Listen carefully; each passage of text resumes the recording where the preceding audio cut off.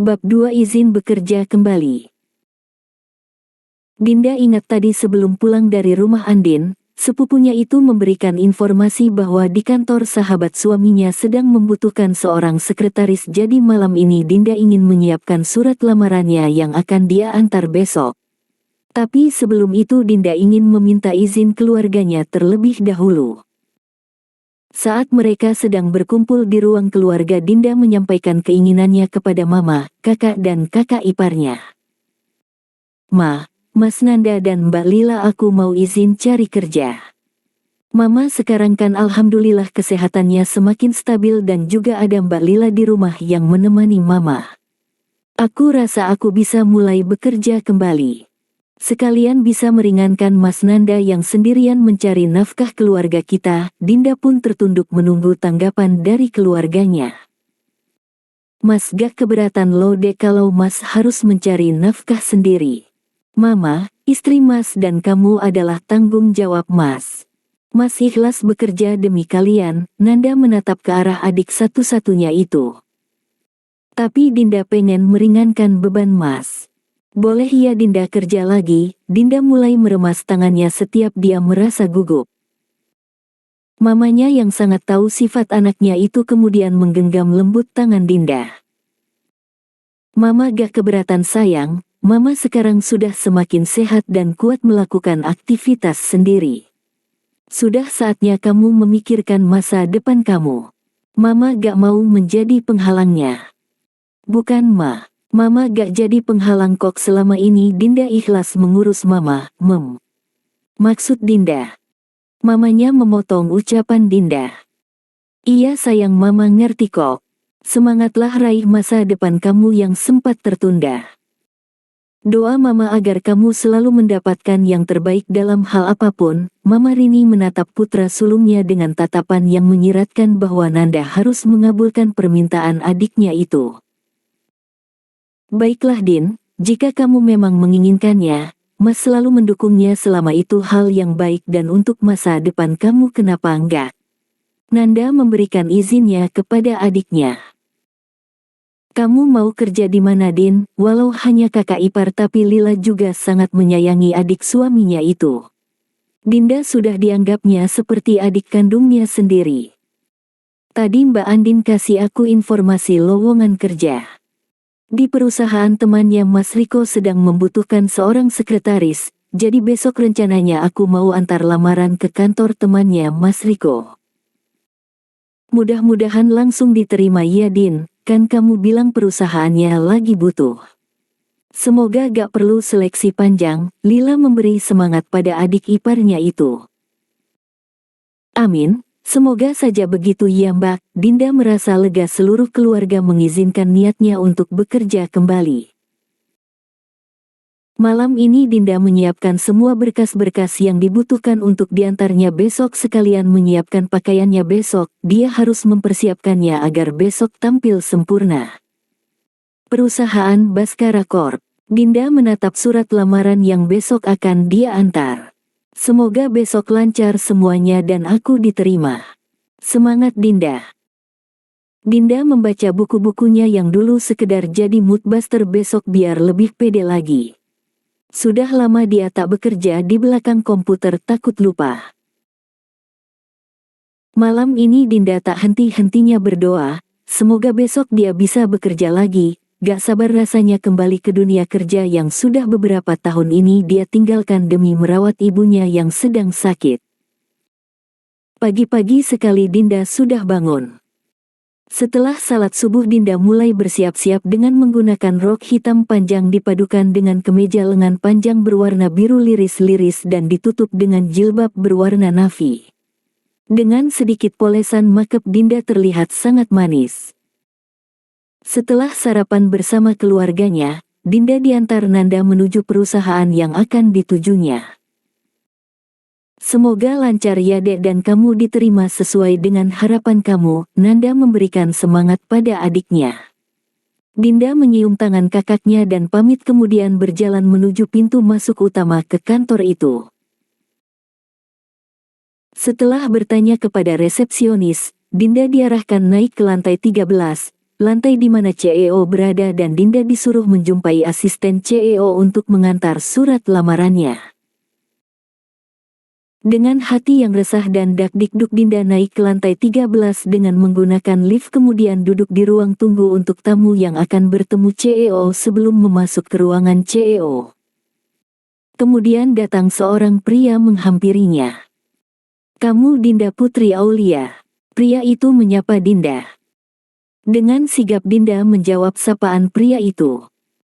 "Iya Pak, saya Dinda Putri Aulia. Perkenalkan saya Angga, asisten CEO di perusahaan ini. Saya sudah mendapatkan rekomendasi kamu dari Bapak Riko dan karena memang saat ini perusahaan sangat membutuhkan seorang sekretaris jadi saya tidak memperpanjang prosesnya lagi.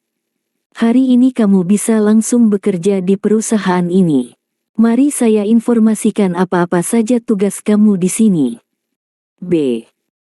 "Baik Pak." Dinda sangat terkejut dan tak menyangka semudah itu dia diterima di perusahaan ini, padahal tadi malam dia sudah mempersiapkan semuanya, siapa tahu hari ini dia akan dites dan wawancara. "Tugas kamu menyusun dan mengatur semua jadwal CEO, mulai dari meeting, menerima telepon dari luar, mengatur minum, snack dan makan siang CEO, bahkan bisa saja menemani CEO meeting di dalam dan luar kota jika CEO membutuhkannya. Bos tidak suka kerja lambat dan dia sangat menuntut kesempurnaan. Kamu jangan sampai melakukan kesalahan sedikit pun.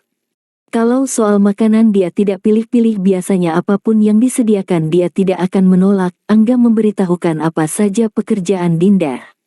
Dinda mencatat semua tugas-tugasnya agar tidak ada yang terlupa. "Ini meja kamu, jangan segan-segan untuk menggunakan semua fasilitas yang disediakan perusahaan demi kelancaran semua tugas kamu yang akan membantu CEO dalam menjalankan perusahaan ini."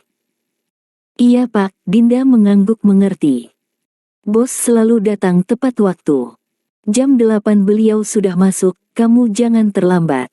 Setiap pagi kamu sediakan kopi di mejanya, jam 10 sediakan snack yang bisa kamu ambil di pantry. Kalau untuk makan siang kamu bisa menanyakannya setengah jam sebelum jadwal makan siangnya." "Baik Pak," jawab Dinda. "Ayo Dinda, saya bawa kamu ke ruangan CEO." Dengan detak jantung yang kencang Dinda berjalan mengikuti asisten CEO masuk ke ruangan CEO. Terlihat di depan pintu tulisan CEO Baskara Corp. Angga mengetuk pintu terlebih dahulu sebelum masuk. Tok, tok. Masuk. Dinda mendengar suara dari dalam, suara yang lantang dan tegas terdengar. "Permisi Pak, ini Dinda Putri Aulia, sekretaris baru kita yang direkomendasikan oleh Pak Riko." Angga masuk diikuti Dinda di belakangnya yang berjalan sambil menundukkan wajahnya. "Kamu boleh keluar, gak tinggalkan kami berdua di sini." Lelaki itu masih menunduk mempelajari berkas-berkas yang ada di meja kerjanya. Angga kemudian keluar dari ruangan bosnya tersebut meninggalkan Dinda berdua dengan CEO perusahaan Baskara Corp. Dinda mencoba mencuri pandang pada bosnya itu, dari suara dan postur tubuhnya sepertinya bosnya itu belum tua. Sebelumnya dia sudah membayangkan mempunyai bos yang tua atau setidaknya sudah setengah baya. Tapi bayangannya salah. Dari bentuk tubuh Dinda melihat tubuh pria yang besar dan gagah, tampilannya juga rapi dan trendy. Gaya anak muda masa kini. Saat pria itu mengangkat wajahnya Dinda tak berani menatap wajah pria itu. Seketika Dinda menundukkan wajahnya, ada perasaan takut dan resah menghampiri. Randy memandang tampilan Dinda hari ini, tampilan yang sederhana jauh dari kata glamor seperti sekretaris centil pada umumnya yang suka menggunakan rok pendek, baju ketat dan seksi seperti wanita penggoda. Dinda mengenakan rok sepan panjang, kemeja dan jilbab yang menutup kepalanya. Simple tapi anggun. Seketika Randy merasa aman, pandangannya sehari-hari akan aman dari godaan setan yang terkutuk. Setidaknya matanya akan bersih dan sehat, tidak melihat sesuatu yang ditonjol-tonjolkan. Dia sudah bosan melihat wanita yang seperti itu. Wanita yang selalu memperlihatkan apa yang harusnya mereka tutupi seolah-olah bangga dengan aset yang mereka miliki dan ingin memperlihatkannya pada semua laki-laki. Dinda Putri Aulia, saya sudah mendengar sedikit cerita tentang kamu dari Riko sahabat saya. Katanya kamu sepupu istrinya, Andin. Kemarin Andin juga sudah cerita gimana cara kerja kamu. Tapi saya tidak bisa menilai kamu dari omongan saja sebelum saya melihat langsung gimana kamu bekerja di perusahaan ini. Saya harap kinerja kamu dalam bekerja bagus. Saya tidak suka kerja yang lambat akan menghambat saya bekerja. Dinda masih belum berani menatap pria yang ada di hadapannya itu. Angga sudah memberitahukan kamu apa saja pekerjaan kamu kan? Tanya Randy pada Dinda. Sudah Pak, Dinda menjawab masih dengan menunduk. Kalau bicara dengan seseorang itu tatap wajahnya. Jangan kamu menunduk seperti mencari koin yang jatuh saja, Randy sengaja menaikkan suaranya. Dinda terkejut dan dia pun refleks mengangkat wajahnya dan menatap pria yang ada di hadapannya. Saat menatap wajah pria itu alangkah terkejutnya Dinda. Dia tidak menyangkan bahkan tak pernah membayangkan pria yang di hadapannya ini adalah pria sombong dan dingin yang dia temui setahun yang lalu saat pesta pernikahan sepupunya. Pria yang tak sengaja ditabraknya. Kenapa kamu memandang saya begitu? Saya tidak mau kamu terpesona pada saya. Saya tidak ingin terlibat sesuatu dengan sekretaris saya. Iya. Tidak Pak, Dinda mulai mengatur mimik wajahnya dan mulai menguasai keterkejutannya. Bos ini sangat narsis, siapa juga yang terpesona pada pria dingin dan sombong sepertimu. Aku hanya tidak menyangka akan bertemu denganmu lagi dan ternyata kau adalah bosku di kantor. Kamu bisa kembali ke meja kerjamu. Kerja yang baik walau kamu saudara dari istri sahabat saya tapi saya tidak akan memberi keringanan pada pekerjaan kamu. Saya tidak mau pilih kasih. Kita kerja secara profesional, kamu mengerti? Mengerti Pak, saya pamit ke ruangan saya. Dinda keluar dari ruangan bosnya dan mulai mempelajari apa saja pekerjaan yang harus dia lakukan. Randy menatap keluar ruangan yang disekat kaca transparan. Hanya bisa melihat dari dalam kalau dari luar kaca tersebut terlihat gelap. Dari dalam ruangannya Randy melihat mulut Dinda komat kamit. Apa yang sedang kau lakukan di sana? Apa kau sedang mengumpatku diam-diam? Randy menggelengkan kepalanya kemudian kembali menatap berkas yang ada di hadapannya dan mulai konsentrasi mempelajarinya. Hari pertama Dinda kerja boleh dibilang lancar karena sebahagian besar kerjanya masih dibantu Angga sang asisten CEO. Dinda masih diberikan waktu untuk belajar. Gimana pekerjaan kamu Din? Tanya Mama Dinda setelah mereka selesai makan malam bersama. Alhamdulillah Ma, Dinda langsung diterima karena mereka memang sangat membutuhkan seorang sekretaris. Dinda masih harus banyak belajar karena sudah lama kan Dinda gak kerja di kantor jadi harus beradaptasi dengan keadaan.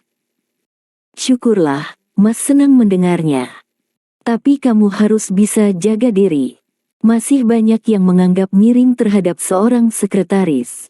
Kamu harus bisa jaga harga diri kamu. Jangan sampai dicap orang kamu sekretaris yang suka merayu dan merusak rumah tangga orang, tutur Nanda.